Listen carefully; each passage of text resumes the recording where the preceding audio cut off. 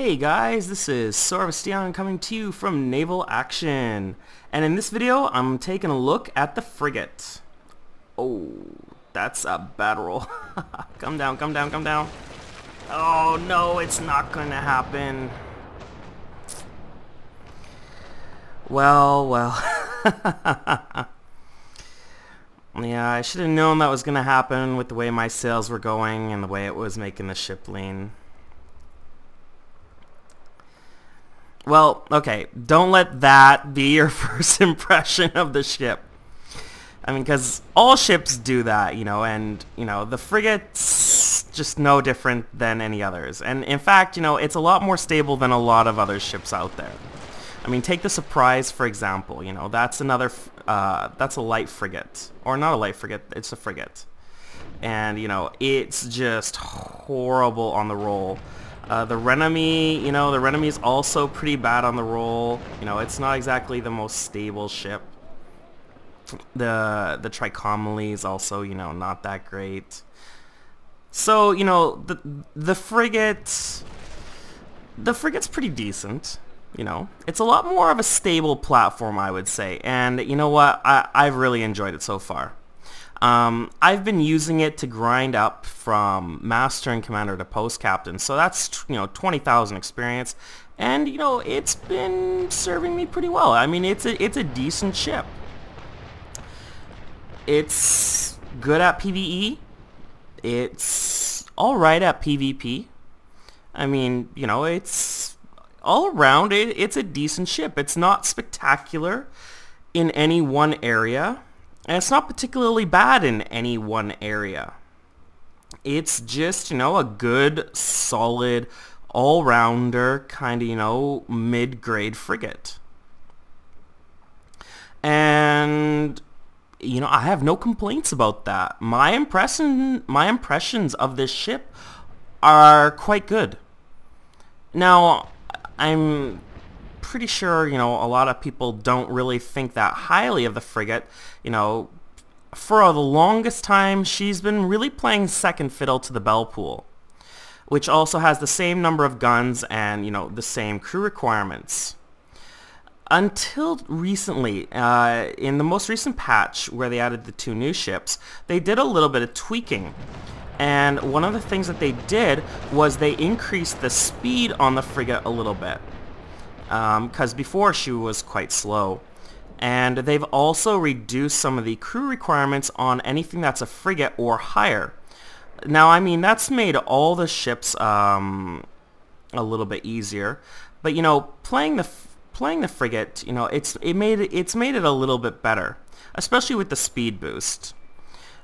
And, well, if you're in a frigate and you're a Master and Commander, which I was, you're going to be under crewing her, so even with extra hammocks, which I put on, you're only going to be getting maybe, I think it's 88-89% crew, so you're definitely going to be under crewing, this ship.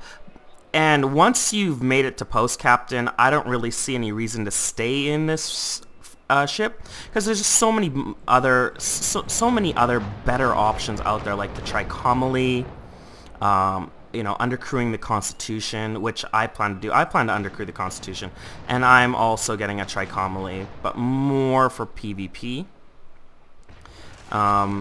Yeah, but she's definitely fine to undercrew. I didn't really find that I had to really switch between gun and sails. I didn't have to really prioritize one over the other. I could have both on, and my gun still had a fairly decent reload speed. And, I was still, my sails still moved and adjusted fairly quick, It definitely didn't feel like I was really handicapped that much.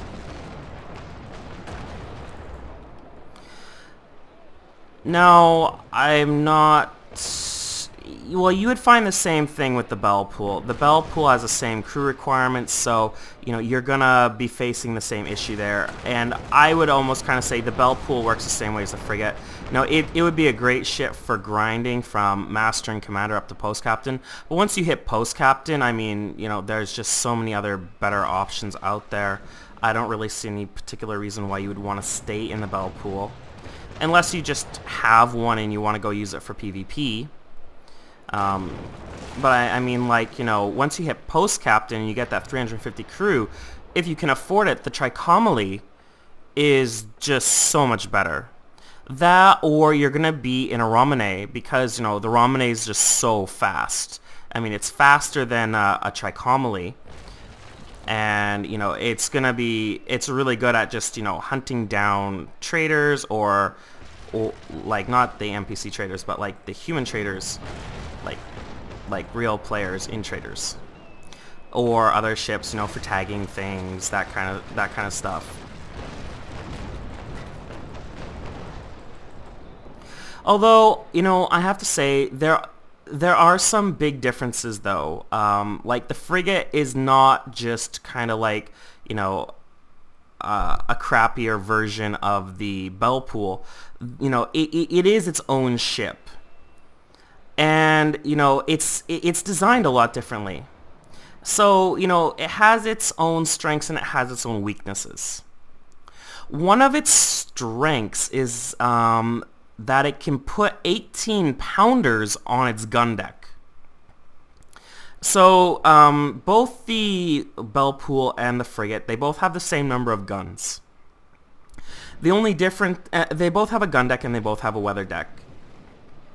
One of the big differences, though, is that the Frigate can fit 18-pound mediums and whatever. It can just fit 18-pounders on its gun deck, whereas the Bellpool is stuck with 12-pounders. Now, when it comes to carronades, it's a little bit weird. They both have the same rating, so they can both fit 32-pounders on their gun deck and 24-pounders on the weather deck. And then, you know, when you go back to mediums and longs, you know, that's where the Frigate has a bit of an advantage. And in my opinion, like, what I'm using on this ship right now is I'm actually using long cannons. You know, I used to be such a huge fan of carronades, but I love the penetration on longs and I love the accuracy on longs. You know, the carronades, you have to get up close. Like, you absolutely have to get up close. And there's also another advantage that I find having longs on, you know, because I'm in a PvP environment. You know, it's not safe. So, you know, there are lots of times when having longs on, you know, can be useful. Like let's say there's some gankers in our area and, you know, we just need to go out and get them. Instead of, you know, having to go into a ship gimped for range, you know, I'm ready to go. And that's one of the advantages that I see to having longs, and one of the advantages I see having the Frigate over the Bellpool, you know, is being able to fit more long cannons. Another advantage that the Frigate has over the Bellpool is that it has forward chasers. The Bellpool has rear stern chasers, and that's, you know, that's good for PvE, you know, if you want to stern camp something or whatever, but you know, for PvP where you're chasing stuff down, like, you know, other fast ships, I could definitely see that as being, you know, a significant disadvantage. And that's another thing, you know, like, the Frigate is, you know, with the speed buff, or with the adjustment to its speed, you know, it's decent for hunting down traders. No problem there. It's a good ship, and it's, you know, decent for going into PvP. You know, it can tag stuff. So definitely, you know, but it does have a few disadvantages. One of its big disadvantages is it's harder to sail than a Bellpool is, or a Surprise, or a Romane. It's basically kind of like the hardest frigate to sail. You know, it's not that forgiving. It doesn't do very well tacking in the wind. And it also, it doesn't do very well, you know, at certain angles to the wind. So it's definitely a ship that requires a little bit more skill when it comes to the sailing, use of manual sails and such, and just kind of knowing, you know, what angles a ship does well at. You know, you can't just turn wherever you want and expect, you know, the frigate to just be like happily comply and do whatever you ask. You know, it's a little bit more of a picky sailor, so But if you can get over that, it's a pretty good ship, and it's more stable than the other frigates. That's another advantage it has over the Belpool. It's a bit more of a stable ship. So you don't get as much roll or listing. Now, unfortunately, the Belpool does have the frigate kind of beat for durability.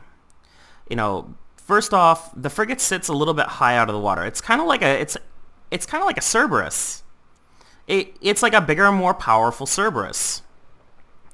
And, it's easy to hit. It sits a lot higher out of the water than the Belpool does. That's one of the Belpool's strengths. And, its hull is kind of, perpendicular to the water. It's not really curved or slanted. That's another advantage that the Belpool has. It's kind of built like the Romanet. The sides of the ship are curved, and they're not straight. So, the Belpool has a better chance to like bounce, incoming ball and stuff like that. Not to mention the Belpool has, more structure than the frigate does. So, and the Belpool is also a little bit faster and is much easier to sail than the frigate. So, if you're looking for firepower and front flexibility, or not flexibility, but the ability to chase, then I think the frigate is definitely a good way to go. If you're looking for maneuverability and survivability, the Belpool is certainly a much better ship. So that you can tell where the strengths of this ship are.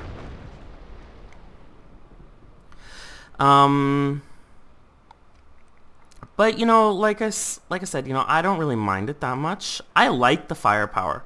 It's nice, like with the long cannons, with the 18-pounder long cannons. It's really, you can finish off missions really, really quickly. You don't have to get super close to ships. It's nicer for taking down traders. You have 18-pound longs. It's, it's a much better chasing ship, in my opinion. Much, much better chasing ship than, I would go with a Surprise, but, the Surprise doesn't have quite the same firepower. Although, there is the advantage that you can crew a Surprise, like, you can fully crew a Surprise at Master and Commander. The same thing with a Romanet. So, there is a bit of an advantage to kind of using those ships. Okay, so we're back in port, and I thought I would just show you, what my frigate is set up like. It's not really anything special. The one I've got is oak, and it's got rigging quality and stiffness. So that's actually pretty good for a frigate, in my opinion. I don't know. Speed could also be a good thing. I've got an extra planking Mastercraft extra planking, and I've got fine copper plating, and I've got a Mastercraft speed trim on this. Again, I didn't put those on. I just kind of inherited them with the ship. As for my other upgrades, I've got extra hammocks in. Again, like to try and make up for the missing crew because I was undercrewing it. I have a steel toolbox in to help with repairs, and I have rum rations to make my guns a little bit stronger. And I don't know, like I put boarding parties on because I was using my frigate to catch traders, and sometimes like in a mission there might be a ship that I would want to capture, so having that on just made things a little bit easier. But it does increase your cannon reload time, so I mean that's it's totally up to you. I went with long cannons. You can go with cannonades. That's where both the the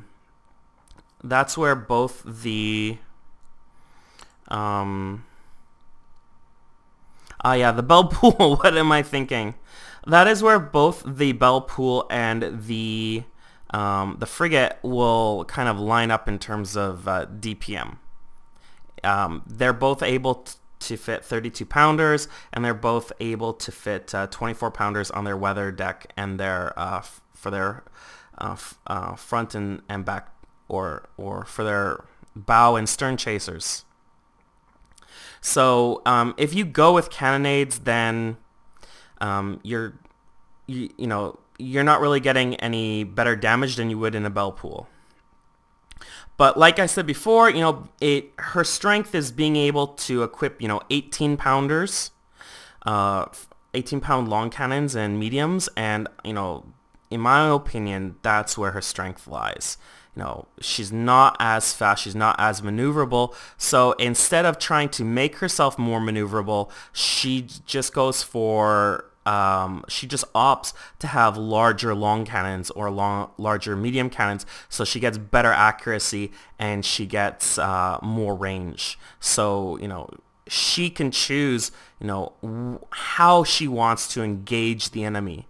Whereas, if you're going for DPS in a bell pool, you're gonna have to go cannonade, because you can only use 12 pounders on the gun deck. So that's gonna give the bell pool less options for for how she engages enemies without sacrificing some damage per minute in order to get the same flexibility that the frigate has. So those are my impressions of the frigate. Really great ship. After the reset, after alpha, I wouldn't mind going into one again, but since we keep the XP, it's tied to our Steam account, I don't think I'll have that chance. But for all of you who are getting up to Master and Commander, it's a great ship. I totally recommend it. It's just as good as a bell pool in my opinion, now that they've increased the speed a little bit.